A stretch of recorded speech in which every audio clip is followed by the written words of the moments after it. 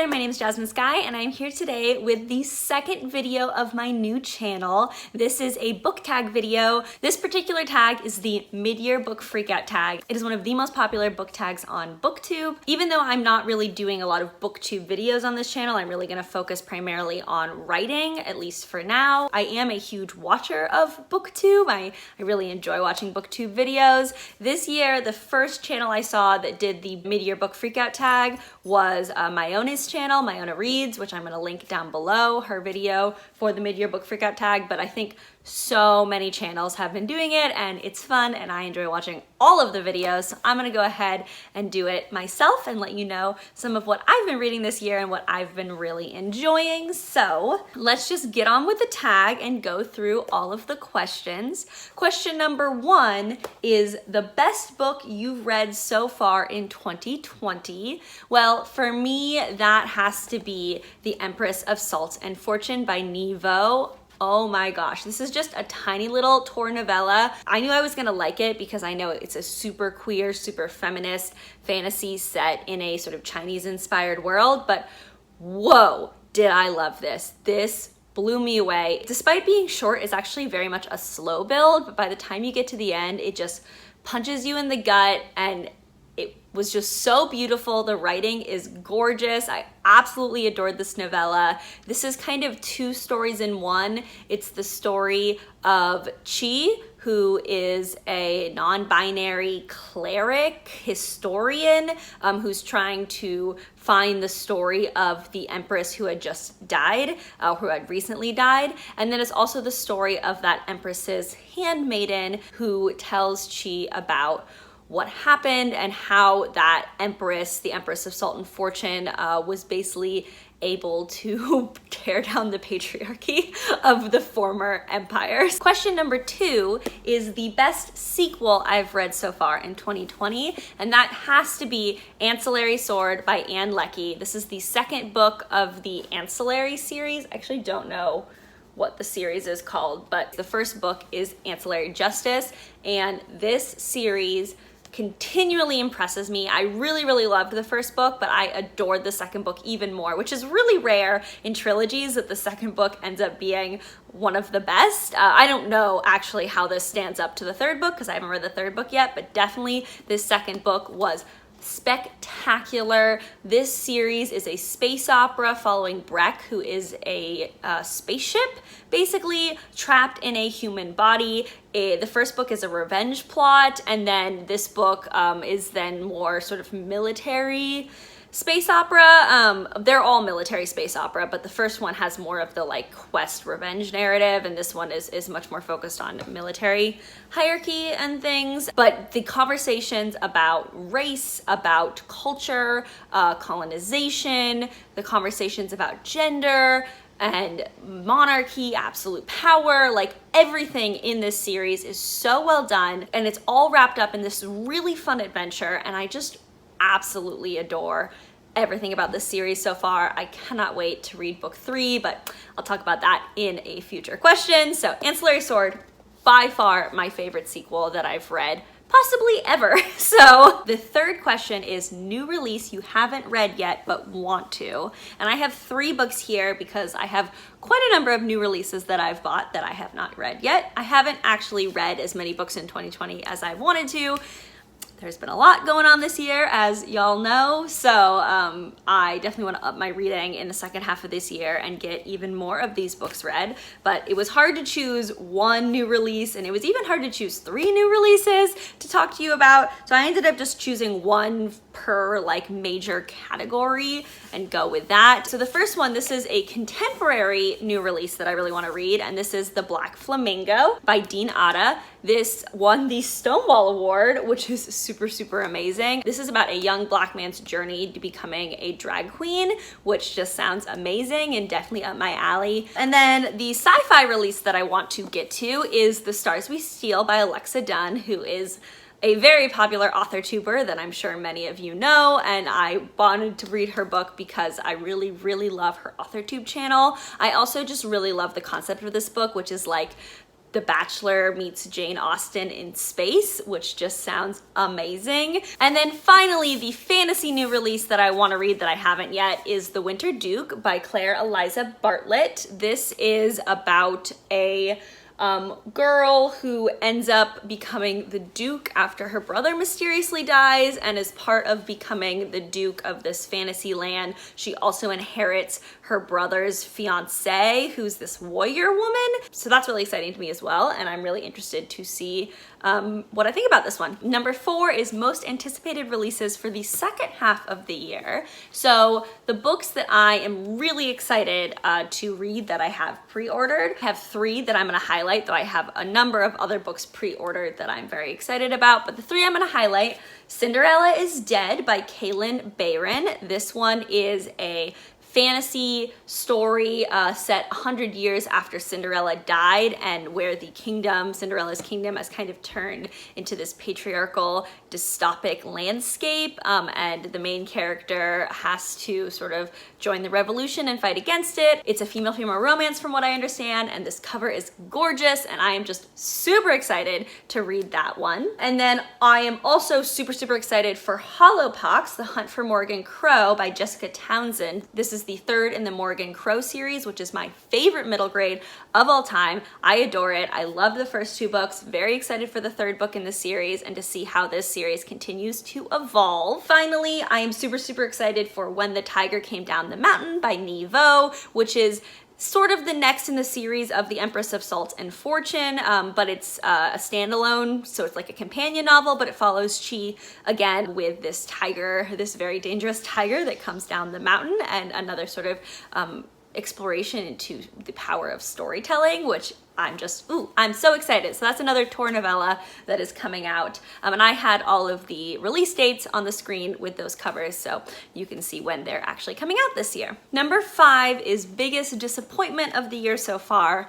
I would say J.K. Rowling, because her transphobia is a huge disappointment, I know, to myself and so many people. That being said, I don't think that we should be as surprised as we are, because she has shown herself to be a poor ally for many years now. She has previously made transphobic statements. She has been racist. She's been terrible to Indigenous communities of North America. She has tried to claim sort of social justice points without actually putting in the work. I mean, there's so much that she has done that has been really poor, bad allyship, and you can't call her an ally at all. She is just absolutely terrible, and I even went back and changed my review of the Harry Potter series on my Goodreads to kind of talk about some of the really problematic things that exist in the Harry Potter series that aren't often addressed, and you know,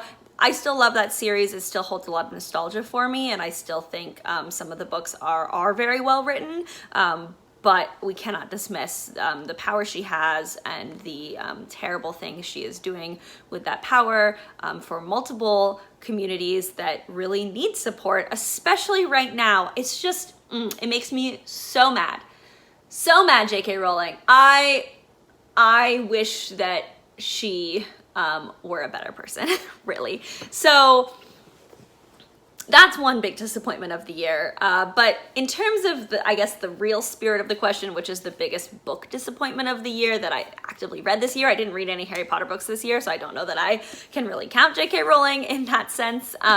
The book that was the biggest disappointment this year was The Bone Houses by Emily Lloyd Jones. Now, this book is not bad. This book is actually very good for a standalone YA dark fantasy. The problem is I love Emily Lloyd Jones's previous novel, which was The Hearts We Sold, and it was a 5-star read, and I had really high hopes for this one because The Hearts We Sold was a contemporary fantasy, kind of paranormal fantasy, and this one is medieval fantasy, and it's set around Welsh mythology, which is something I really adore. So I had super high hopes for this.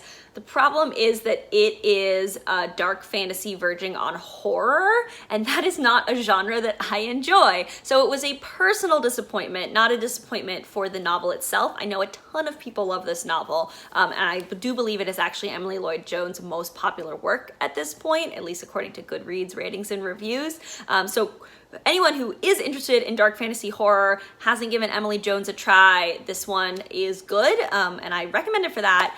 But for myself, I was disappointed, and Emily Lloyd-Jones, unfortunately, is no longer an auto-buy author. I now have to be very careful about reading the summaries of her coming novels because she just writes things that are a little bit too dark for me, a little bit too horror for me and my personal enjoyment. So that was my disappointment with The Bone Houses. The next question, number 6, biggest surprise of the year so far, and that has to be Starsight by Brandon Sanderson. Now, the surprise was not the writing of the book, because Brandon Sanderson is someone that I expect to get some epic plot twists and some awesome world building from. This book was a little bit of a disappointment in that it was much less funny than the first of the series. The first was Skyward, and Skyward, I think, was one of the funniest books I've ever read. I laughed so much reading Skyward, and this one was not as funny. So that, I guess, could put it a little in the disappointment category. But what made me adore this book and what made it the biggest surprise for me of the year is that there's non-binary rep in this book, and I love to see that. Brandon Sanderson has not been someone who has been a good ally to the queer community, the LGBTQIA+ community previously. He has talked in his blog about his struggles growing up Mormon and then having to sort of open his worldview and things like that. But unlike J.K. Rowling, he really is trying to understand, to grow, to improve. He's never going to be someone that I expect to see some really, really good queer rep out of. However, that's what made this so much more amazing, to see that he created an alien species that had really amazing, well done non-binary rep, and specifically an alien species where we had 2 major characters in this who use they, them pronouns. 2 major characters who use they, them pronouns. Yes, they're aliens, which is its own issue. Like, humans use they, them pronouns too, but the fact that he put they, them pronouns, singular they, them pronouns in a book that so many people are reading because Brandon Sanderson is majorly popular, and I put that into this third-person narrative in such a way that helps people get used to singular they, them pronouns, was amazing and surprising, and I'm so grateful that Brandon Sanderson has finally started to grow and be better and be a better ally to the larger LGBTQIA+ community. Number 7 is favorite new author, whether they're debut or new to you. For me, definitely my favorite new author of the year is Nivo. So this is the first book that Nivo has published. She has another book coming out this year, the companion sequel to this one, and she also has a full-length novel coming out, which is a Great Gatsby retelling, but surrounding a Vietnamese American girl, which is really exciting. So this is Nivo's first book. However, she has been publishing short stories for years and years and years and years. So I went and I looked at her backlist and read all of the short stories that were free to read online on the various literary magazines that are publicly available. Some of them were okay, and some of them blew my mind and were amazing. So I'm gonna link 2 of my favorite short stories by her down in the description below. Also, all of the books I'm talking about are going to be linked down in the description below. I'm going to try to link them all on Bookshop, which is a really amazing online book shopping service that gives money back to independent bookstores. So yes, Nivo, definitely new favorite author. I'm super excited to continue to read books and short stories by her and just see how her career grows. Number 8 is newest fictional crush. My newest fictional crush is actually the entire cast of The Untamed, which is a Chinese drama, Chinese fantasy drama that I watched. It is available on Netflix and it is amazing. I really enjoyed it. I actually also read the novel in translation. The translated title is The Grandmaster of Demonic Cultivation, and there's some key differences between the novel and the show. show. The novel is darker, definitely more discussions around gray morality in the novel. The show makes it a little bit more black and white, but I still really love the show, and some of the changes the show made I actually liked better. Some of them I didn't like as much, but either way, the show is really fun and available on Netflix. The novel is also really fun, so either one is a great choice. But the entire cast of The Untamed is a crush. I adore them all. I have favorites, but some of my favorites, saying that they're my favorites would be kind of spoilers to plot twists that happen in the show, especially if you know the kinds of characters that I like. So I'm not gonna say my specific crushes or favorites, just in case you don't want to be spoiled at all. So I'll just leave it at loving every single one of them, because I do. The 9th question is your newest favorite character, and while there are a lot of characters in The Untamed that are probably new favorite characters, I'm gonna go with something different because I just rambled on about how much I love them. So I'm gonna go with Blue from This Is How You Lose the Time War by Max Gladstone and Amal El-Mohtar.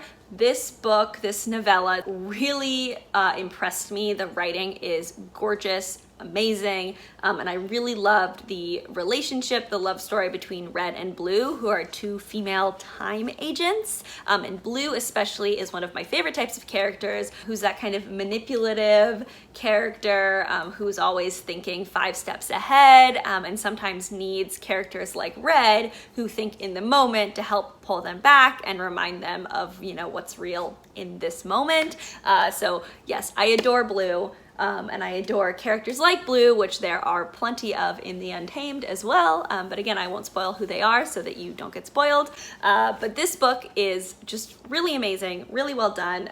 Super enjoyed the writing. Number 10 is a book that made you cry. I think the only book that I have actively cried while reading this year is The Long Way to a Small Angry Planet by Becky Chambers. This is a really amazing space opera novel. It's not a world-ending adventure book. It comps more to Firefly, if you like the TV show Firefly. It's about a crew full of both humans and aliens who are assigned to do this one particular job for this federation of planets, and it's a character story, it's a crew story, it's really well done. It has a female-female romance centering in it. It also has a male-female romance, so it's definitely a multi-POV story. It's about the entire crew, but there is one character death in this novel that just really made me weep.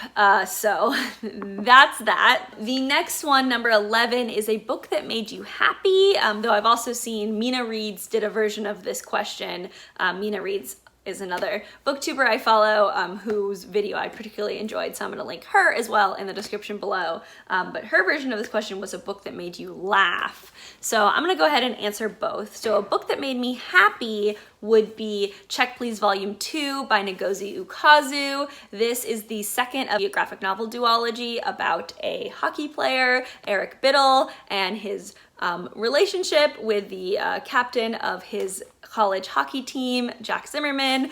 And this second book in the duology, the conclusion to this duology, just made me so happy. This is such an optimistic view of the world. It's really beautiful, really well done. The art in this I just personally enjoy a lot. As a hockey fan also, it's just a really pure view of a college hockey team and also of the NHL, the National Hockey League, and I just adore this, and it made me so happy to read the conclusion this year. And also I got to meet Ngozi Ukazu last year, and she was amazing. I think I have some pictures of meeting her. I'll put one up on the screen, and it was great, and I love her, and I love this series, and I cannot wait for her next project, whatever that may be. In terms of a book that made me laugh, I'm going to go with Cinderella by S.T. Lin, which is a little sort of